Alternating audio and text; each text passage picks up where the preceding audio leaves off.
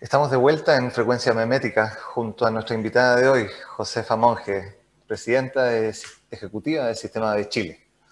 Estábamos conversando en el bloque anterior sobre, bueno, qué nos ha llevado, qué ha hecho emerger esta nueva conciencia. De alguna forma, si lo miramos desde la perspectiva evolutiva cultural, hemos ido como sociedades pendulando entre una concepción, un paradigma y otro paradigma. Y que generalmente, tal como lo decías tú, cuando llegamos al borde del paradigma, empieza a surgir la tensión del paradigma que tiene que emerger.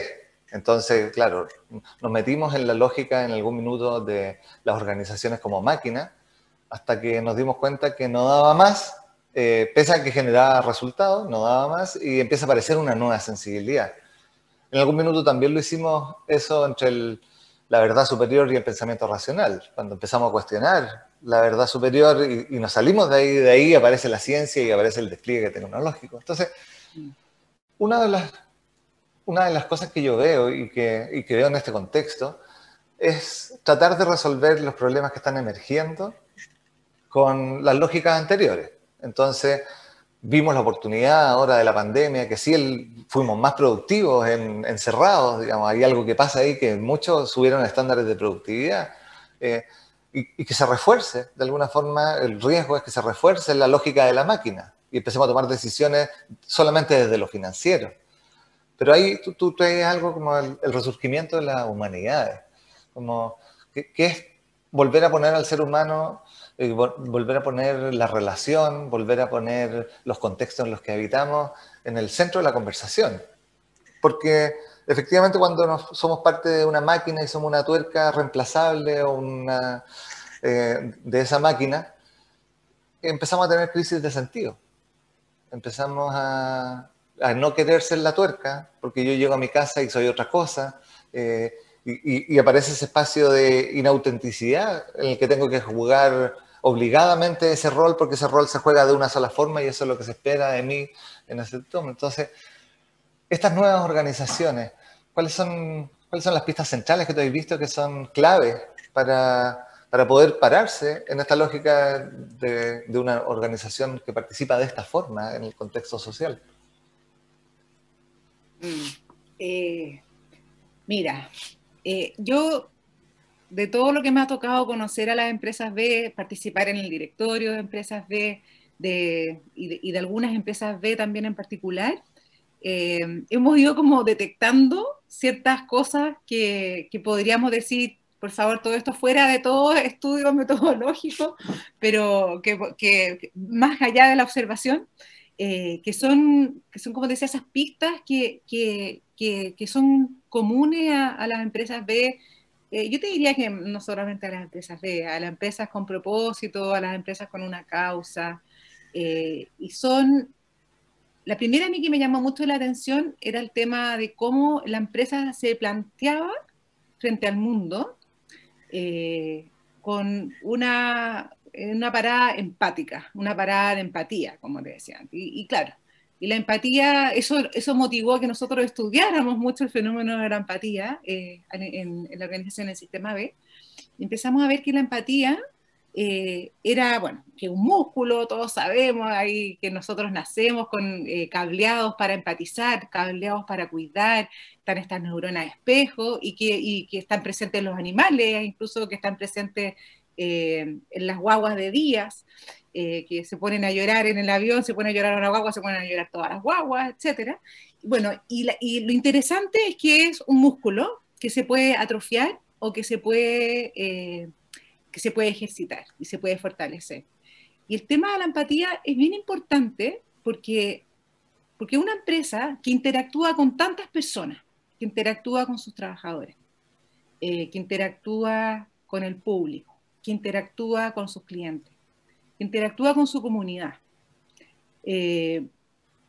Cuando la empresa no se pone en la empatía, cuando no se mira desde la empatía, eh, puede dejar muchos heridos en el camino.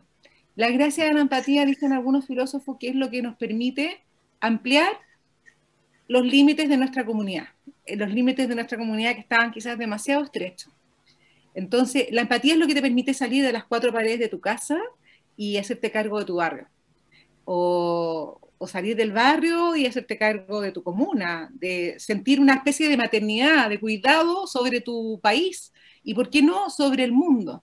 Entonces, como decía, ampliar los límites de lo que consideramos comunidad y agrandar la comunidad. Te agranda la mirada, te ensancha el corazón también, te ensancha tu ámbito de cuidado. Entonces, es muy lindo el tema de la empatía en la empresa y creo que el solo hecho de pasar por la evaluación de impacto B, que es lo que nos evalúa a todas las empresas B, de alguna manera nos va forzando a hacernos todas las preguntas que no nos habíamos hecho. No porque seamos malos, no porque seamos perversos, es porque no se nos había ocurrido. O sea, acá yo alguien me dijo que una vez yo dije, que no sé de dónde lo saqué, y me da risa y me cita, dice que somos más, en el mundo somos más tontos que malos, o somos más mensos que malos, o más ciegos que malos.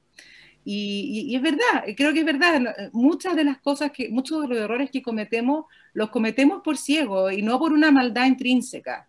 Entonces, creo que el tema de hacerse las preguntas difíciles, de exigirse más, de no andar a la defensiva. A mí a veces me pasa que cuando, no sé, proponemos las cosas del sistema B, qué sé yo, que revisar la brecha salarial, de revisar los temas con las comunidades y todo, como que muchos empresarios se ponen como a la defensiva, como que uno lo está jugando. No, nosotros no lo estamos jugando.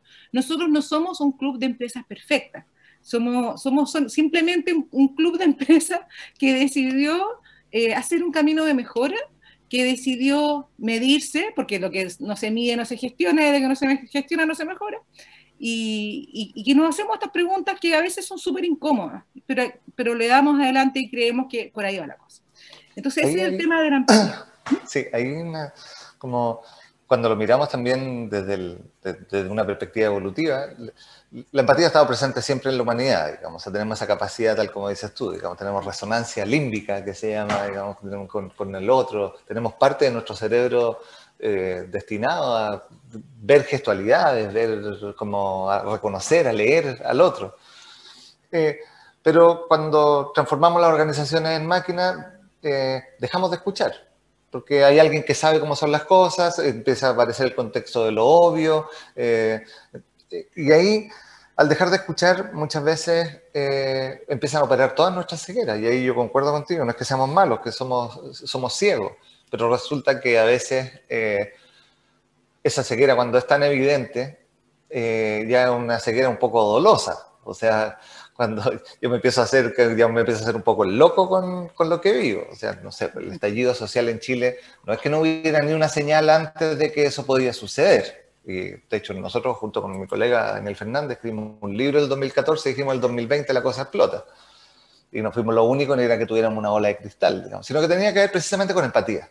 Precisamente con ver al otro, reconocer al otro, como un legítimo otro, como dice Maturana, reconocer al otro en sus sensibilidades, en sus dolores, ir ampliando el nosotros, ir ampliando sus bordes de la comunidad, digamos. Como que me duela lo que está pasando en Colombia, por ejemplo, que es un fenómeno bastante parecido, yo creo que más brutal que el que ha pasado aquí en Chile, digamos, por la historia de Colombia, pero que me duela Colombia. Y eso tiene que ver con las posibilidades que nos ha dado la tecnología también, porque antes pasaba, pero nos llegaba por el diario, y ahora lo estamos viendo ahí las imágenes en vivo. Entonces, entramos a una época de escucha, que requiere músculo, efectivamente requiere músculo, porque nos venimos entrenados a escuchar, venimos entrenados, el sistema educativo nos enseña a repetir, nos enseña como a decir lo cierto, a decir la verdad, porque la verdad está en algún lado y la podemos repetir. Y a mí me parece súper relevante cuando lo que tú dices de hacerse las preguntas, porque eso es parte del gimnasio, precisamente para entrenar ese músculo. No podemos esperar que el cambio venga solamente porque alguien tomó conciencia y se dio cuenta y tuvo un insight iluminador en algún minuto, sino que si lo forzamos, porque quiere participar, pero lo forzamos estas son las preguntas por las que tienes que pasar, es como que los metiéramos en un gimnasio y le dijéramos primero pasa por la máquina 1, después por la máquina 2, después por la máquina 3, entonces es una respuesta sistémica, que me parece mucho más interesante que esperar que toda la gente se dé cuenta, porque resulta que ahí yo prefiero la psicología a gran escala que de a uno, porque si no a uno no vamos a llegar, si ese es el tema, digamos. Entonces, esa empatía habilita otras pistas. O sea, esa posibilidad de escucha habilita otras pistas más, digamos, como, ¿qué otras estás viendo? Absolutamente, absolutamente. Claro, como que uno dice, ah, qué área, las métricas, qué lata, pero ¿sabéis qué? Como decíamos antes, si no medimos, tampoco, o sea, el puro cambio de conciencia tampoco sirve si no somos capaces de hacer los cambios. ¿Te fijas? O sea, yo puedo estar súper iluminada y tengo la conciencia súper clara de los diagnósticos, pero bueno, hagamos las cosas. Claro, no sirve Entonces, solamente darse cuenta, sino que cómo lo lleva a la acción, cómo eso exacto, se impacta. exacto. Entonces, y ahí como, qué bueno que fuimos para allá, vamos a otras dos claves que yo creo que uno es el liderazgo y el otro es la alegría. El liderazgo, ¿por qué? Porque, bueno, a mí si algo me atrae de este tema de las empresas D, es que son los mismos empresarios empujando y liderando los cambios que quieren ver en el mundo.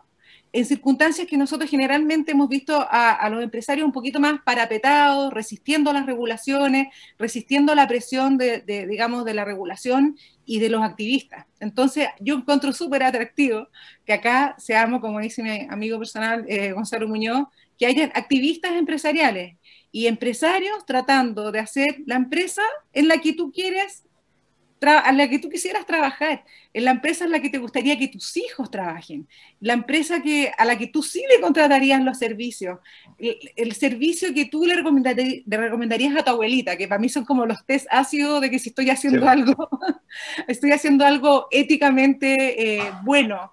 Entonces, eso yo lo encuentro súper atractivo, que cambia la lógica del empresario que se resiste a la regulación, que se resiste, como te digo, que es enemigo del activista, es un empresario que escucha y es un empresario que está dispuesto a exigirse, incluso más allá de lo que le exige la ley, y de transmitir este liderazgo y este cambio.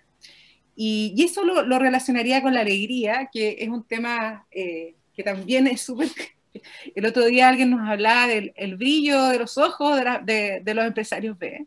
Que bueno, espero que no sea locura, pero sí, hay una chispa y hay una cosa, y bueno, justo a mí me pasó que me leí esta entrevista que le hicieron a Ernesto Rodríguez, que fue profesor mío en la universidad, en la tercera, en el verano, y él hablaba de la ética de Spinoza, del filósofo Baruch Spinoza, y decía hacer las cosas bien y perseverar en la alegría.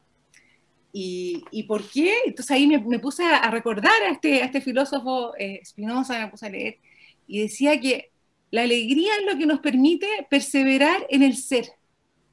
Perseverar en el ser, miren lo profundo. Entonces decía, la alegría y la tristeza son fuerzas que nos aumentan o nos disminuyen la capacidad de perseverar en el ser. Entonces esta cuestión me dejó pensando y dije, claro, las empresas B, porque uno todo está relacionado con las empresas B, uno se da cuenta que claro, el mundo del diagnóstico y de la denuncia es un mundo súper necesario, pero mucho más triste. Y el mundo de la solución, el mundo de la creación, es un mundo más cercano a la alegría, porque es de la alegría donde surge generalmente el entusiasmo, la creatividad, la innovación. Entonces, en tiempos tan sombríos y tan tristes para la humanidad, yo creo que ese valor de la alegría, que además creo que se retroalimenta, o sea, cuando tú haces algo con sentido, estás más contento, cuando estás más contento, creas mejor. Entonces es muy bonito porque como te decía, es un círculo. Creo que ahí también hay una clave que tiene que ver con una vida con un poquito más de propósito. Y espero que no sea un lujo, sí, porque ahí claro. tenemos otro tema, porque uno podría decir, ah, es re fácil, una vida con propósitos y cuando tienes todas tus necesidades cubiertas. Yo quisiera que una vida con propósito no fuera un lujo de unos cuantos y que pudiera ser para muchos. ¿Mm? Claro, de alguna forma, como ojalá no tuvieran que existir las empresas B como sello y que fuera un statu quo, que fuera como una conciencia de sentido común de alguna. O sea, y que no. Ojalá. Sí, Bueno, claro. muchas empresas Ahí B y Sistema B mismo tiene dentro de sí tiene el germen de destrucción. O sea, cuando se cumpla mi propósito, yo no voy a dejar de no tengo existir. claro. Ya. Y qué buena noticia. ¿Ah? A mí me gustan mucho estas tres pistas que tú das, digamos, empatía, liderazgo, alegría, que están bastante correlacionadas. O sea, David McClelland, un psicólogo norteamericano, planteaba que las competencias del poder tenían que ver con, por un lado, con generar redes, y que tiene que ver todo con empatía para poder movilizar, y ahí está la base del liderazgo, pero también con ese espacio de autoconocimiento y apertura al aprendizaje, que está vinculado también a la alegría, que está vinculado, porque la alegría también conecta con la ambición. Y la ambición es que básicamente, como yo veo el mundo, hay posibilidades, y cuando veo que hay posibilidades, me movilizo en pos de esas posibilidades, sabiendo que el futuro no existe, que son infinitos futuros posibles, pero me para ese liderazgo, digamos, en el yo, la mirada hacia adentro, la mirada de cómo soy responsable de lo que hago, cómo por lo tanto me mido, y en el otro. Escucho sus sensibilidades, veo cómo nos movilizamos, cómo convoco, cómo invito, cómo ofrezco. Bueno, y eso se conecta con otra de las claves, que yo también he estado ahí mirando, la magnanimidad. La magnanimidad es esa ambición, ese deseo de cosas grandes, que bueno, que tiene un, digamos, cuando tú la tienes por exceso, puedes quedar ahí también un poco atrapado en el orgullo, y también, pero también así como, es como la virtud del medio entre la soberbia, el orgullo y la pusilanimidad. Entonces es bien interesante porque al final es el estado del alma que te permite aspirar a cosas grandes, pero cuidándote de reconocer al otro, de no llevarte la pelota para la casa, de ser generoso en reconocer, de tener cierto señorío en la forma de hacer las cosas. Es una virtud muy bonita, que viene, muy linda, muy bellamente explicada por Aristóteles, y que creo que, pucha, que nos hace más falta que nunca en este minuto, la magnanimidad. Y la última, te diría, que es no la última, porque esta cuestión es infinito, Sí, claro. Pero creo que es la palabra del año, y es la resiliencia. Y la resiliencia, esto sí que ya yo acá tengo, pero data dura de cómo las empresas B y las empresas con propósito han sido más resilientes a la crisis. Y tiene todo el sentido del mundo. Si tú te fijas, la resiliencia, la capacidad de los cuerpos para doblarse sin llegar a romperse, como dice la física, esta capacidad fue muy estudiada por los psiquiatras de la posguerra, los Viktor Frankl, los Boris Cyrulnik y todo eso, y miraron cómo las personas que habían pasado por las cosas más indecibles durante la guerra, digamos, los campos de concentración, la orfandad, no sé, mutilación, perder a la familia, trasplantarse, etcétera, cómo esas personas salieron, algunas de esas personas lograban salir fortalecidas de una situación adversa. Y los hallazgos de ellos fueron que, bueno, que existía esta cualidad de la resiliencia, que se basaba en varios como pilares, porque al final la resiliencia tú la ves ex post, no la ves durante, claro, la ves durante. Claro, ¿cómo quiere después? Y las personas que habían sido resilientes, y apliquémoslo a una empresa, apliquémoslo a una comunidad, apliquémoslo a un país. Las personas que habían sido resilientes habían sido aquellas que, por un lado, habían tenido un fuerte sentido de propósito, la narrativa. ¿Cómo me cuento a mí mismo que estoy viviendo lo que estoy viviendo? Y ahí Viktor Frankl tiene una frase muy bonita que dice, no me acuerdo muy bien, pero como que vive las crisis como si fueran la segunda vez, para que tú te preguntes cómo te hubiera gustado vivirla. Esto traducido, una amiga lo traduce, ¿cómo le vas a contar a tus nietos que pasaste esta tragedia? Y cuando tú te pones en esa narrativa, la tragedia es otra. Tú no le quieres contar a tus nietos que pasaste la pandemia pateando piedra y diciendo que tu vida no valía la pena, cuando en realidad tú sacaste fuerzas de flaqueza, ayudaste al prójimo, hiciste las tareas, te cuidaste a tus padres, qué sé yo, ayudaste a calmar algunos de los dolores que te rodeaban, apoyaste al que estaba solo, le diste comida al que tenía hambre, no tengo idea. Entonces es muy bonito eso, pensar, ¿cómo le voy a contar esta crisis a mis nietos? El otro pilar de la resiliencia es la creatividad, obviamente, y la capacidad de solucionar problemas, la solucionática. Yo acá me aboco a resolver problemas. Otros eran más humanos, eran personales, que eran como la capacidad de perdonar y la capacidad de sentido del humor. También tienen que estar presentes en la sociedad y en las empresas. Hay algo que cuando tú hablas de la resiliencia, una de las pistas también que yo he visto, tiene que ver y que tiene que ver con la empatía precisamente, tiene que ver con el reconocimiento de la diversidad. Los ecosistemas resilientes en general son diversos. ¿Ya? No funciona como ecosistema resiliente un pino plantado al lado del otro pino, porque eso en algún minuto se termina desgastando y se termina como...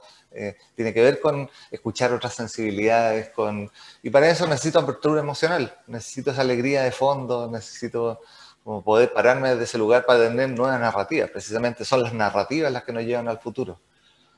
Totalmente, totalmente. Ahí la naturaleza nos da muchas lecciones de resiliencia, como la que decías tú.